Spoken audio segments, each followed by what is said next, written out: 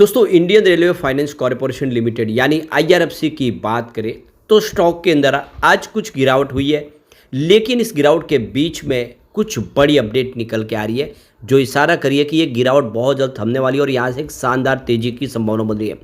Brokerage house इस समय railway sector को लेकर काफ़ी बुलिश है और उनके हिसाब से काफ़ी ज़्यादा करेक्शन हो चुका है, फिर से तेज़ी के लिए तैयार हो चुके हैं स्टॉक। इसके पीछे जो रीज़न है उसको समझने की कोशिश करेंगे इस वीडियो के माध्यम से।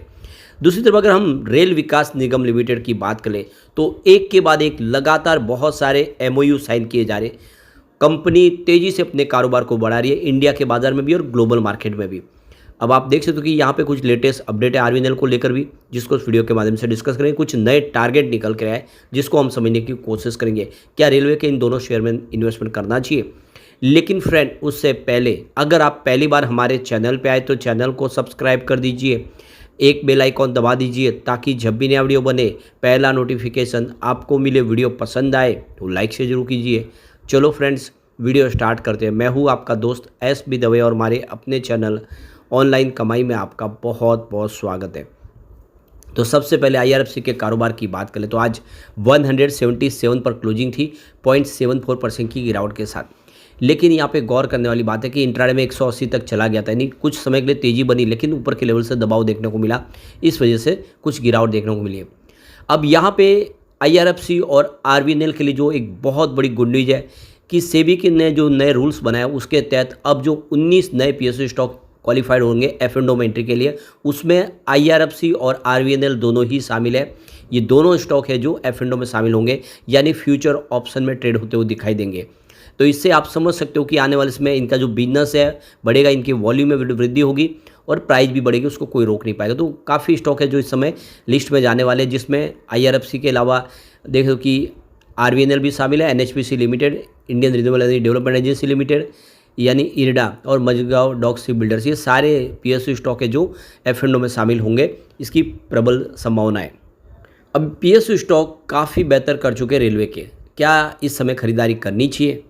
तो देखो कि रेलवे के जितने पीएसयू स्टॉक हैं पिछले एक महीने से निगेटिव जोन में रहे, इनमें काफ़ी ज़्यादा करेक्शन हुआ। पिछले एक महीने में आईआरएफसी के स्टॉक में 8% की गिरावट हुई, तो आरवीएनएल के स्टॉक में देखें तो 10% के आसपास की गिरावट रही है।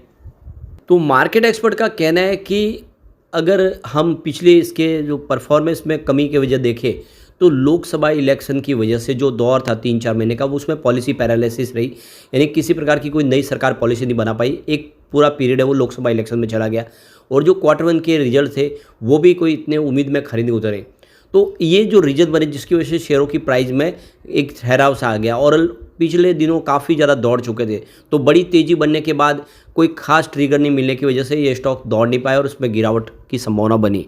परंतु आप देखें तो अब नई गवर्नमेंट का फिर से गठन हो चुका है और मोदी 3.0 गवर्नमेंट में रेलवे के लिए जो प्रोजेक्ट है वो आगे भी ऐसे ही जारी रहेगी। कैबिनेट में बहुत सारे नए रेलवे प्रोजेक्ट की ऐलान हो चुकी है।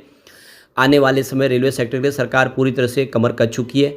तो आईआरएफसी आरवीएनएल जैसे शेयर है वो आने वाले समय भी बेहतर प्रदर्शन करते हुए दिखाई देंगे। तो यहाँ पे जो कि रेलीगेयर ब्रोकिंग के senior vice president doctor Ravi Singh ने कहा है कि railway stock specially IRFC, RVNL और आईआरसीटीसी जैसे स्टॉक ने पिछले एक महीने में कोई खास रिटर्न नहीं दिया, लेकिन यह एक आकर्षक अवसर हो सकता है। निवेशक मजबूत वित्तीय और स्वस्थ ऑर्डर के दम पे इन स्टॉक के अंदर इस समय निवेश के बारे में सोच सकते हैं।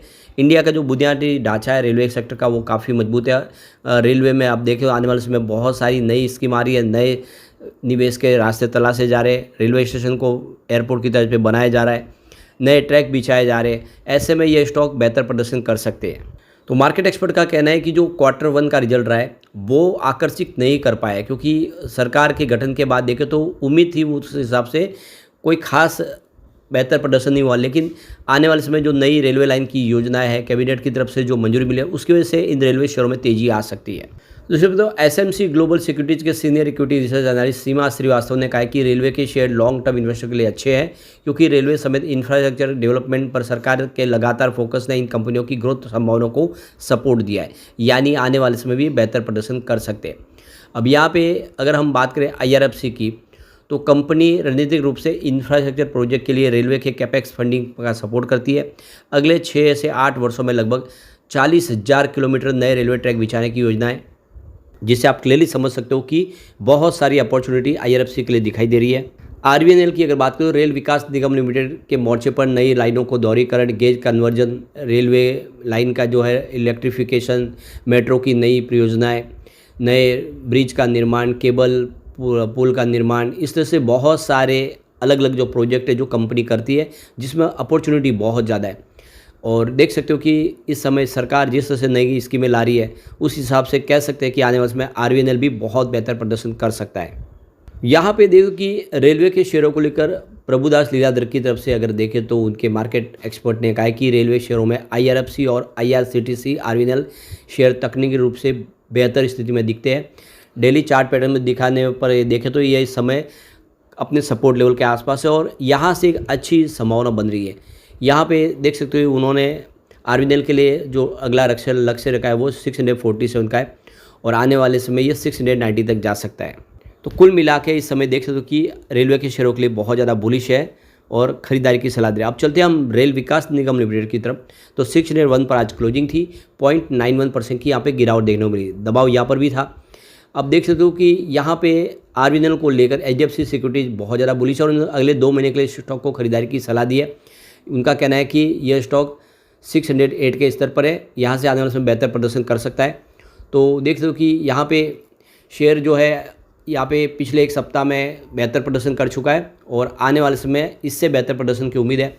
तो एचडीएफसी सिक्योरिटी ने रेलवे पीएसयू स्टॉक में 595 से 570 की रेंज में खरीदारी की सलाह दी है और इसके नीचे आने पर 555 का स्टॉप लॉस आपको लगा लेना है। जो पहला इसका आप देखें यहाँ पे आपको जो टारगेट देखने को मिलेगा वो 645 का और सेकंड टारगेट 700 रुपीज़ के आसपास दिया है। तो कुल मिला के ये जो उसने अपनी जो 647 की लाइफ हाई बनाई उसी के आसपास पहला टारगेट दिया एचडीएफसी सिक्योरिटी ने और सेकंड 700 रुपये का जो बिल्कुल नया फ्रेश टारगेट बनता हुआ दिखाई देगा। ऐसे में खरीदारी की सलाह बन रही है। इसके अलावा देखें तो आरवीएनएल के लिए जो सबसे अच्छी गुड न्यूज़ है कि एमएससीआई इंडेक्स में इसको शामिल किया गया है, जिससे आप देख दो कि $220 मिलियन का फ्रेश नया इन्फ्लो आने की संभावना बनी है।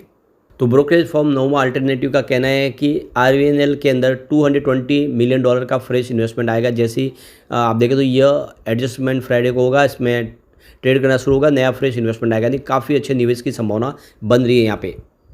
दूसरी तरफ आईएफएल अल्टरनेटिव्स की तरफ से भी अंदाजा लगाया कि करीब $100 मिलियन से लेकर $220 मिलियन का निवेश नया आ सकता है आरवीएनएल के अंदर। अभी यहाँ पे ताज़ा ही देखें तो आरवीएनएल ने एक एमओयू साइन किया है पटेल इंजीनियरिंग के साथ में और आने वाले समय जॉइंट वेंचर्स बना के हाइड्रो प्रोजेक्ट और दूसरे इंफ्रास्ट्रक्चर के प्रोजेक्ट दोनों कंपनियां मिलकर करेगी। इसके अलावा देखें तो फ्राइडे को ही कंपनी को 203 करोड़ का इंडियन रेलवे की तरफ से ऑर्डर मिला, जिसको 18 महीने में कंपनी कंप्लीट करेगी। तो ये बहुत सारी गुड न्यूज़। यहाँ पे देखो कि रेलवे सेक्टर के लिए अपार संभावना है। ऐसे में आईआरएफसी जो रेलवे की इंफ्रा कंपनियों को फंड प्रोवाइड करती है और आरवीएनएल जो बहुत सारे प्रोजेक्ट कंपनी करती है, चाहे मेट्रो के प्रोजेक्ट हो या फिर रेलवे के दोहरीकरण के हो या और दूसरे नए पुल बनाना हो, सब प्रोजेक्ट कंपनी करती है। ग्लोबल मार्केट में भी कंपनी का काफ़ी अच्छा प्रेजेंस है। यहाँ तक कि वंदे भारत स्लीपर भी कंपनी बना रही है। ये दोनों कंपनियों को यहाँ से काफ़ी अच्छी तेज़ी की हम संभावना देख रहे हैं। ऐसे में लॉन्ग टर्म इन्वेस्टर के लिए अच्छा मौका है कि इन दोनों स्टॉक में निवेश कर ले। शॉर्ट टर्म के लिए फिलहाल इन्वेस्टमेंट के बारे में सोचे नहीं, क्योंकि नहीं लग रहा कि जल्द बड़ी तेज़ी बनेगी। लेकिन अगर आप लॉन्ग टर्म के लिए होल्ड करेंगे तो कभी भी एक तरफा तेज़ी का वातावरण बनता है इन स्टॉक में और फिर काफ़ी तेज़ी से दौड़ जाते हैं। लेकिन फ्रेंड, कोई भी इन्वेस्टमेंट करने से पहले अपने फाइनेंशियल एडवाइस बड़े ले या अपना खुद का रिसर्च करें, क्योंकि मैंने वीडियो आपके एजुकेशनल पर्पज़ के लिए ही बनाया। वीडियो पसंद आए तो लाइक से जरूर कीजिए और चैनल को सब्सक्राइब कर दीजिए। Thank you friends.